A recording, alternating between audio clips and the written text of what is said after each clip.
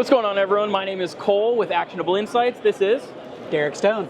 And we're here at Restoration Industry Association's 2024 convention, and we have a full booth set up, which is the first time for Actionable.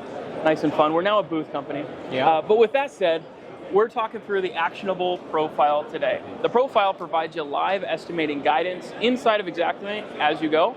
It'll tell you what line items you forgot about, what line items you need to add in, what mistakes you made, right? Correct. So what we'll do real quick is, Derek, why don't you switch on over to Xact?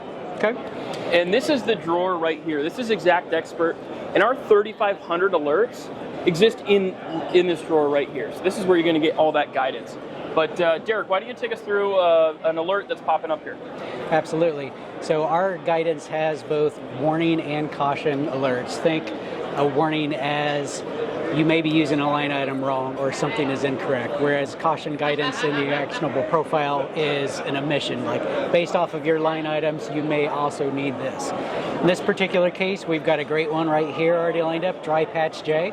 This is calling that there's additional labor needed for repairing drywall where a flood cut is tying into existing drywall. So the guidance is live, it reacts to your scope as you're writing it. So if I put that line item in,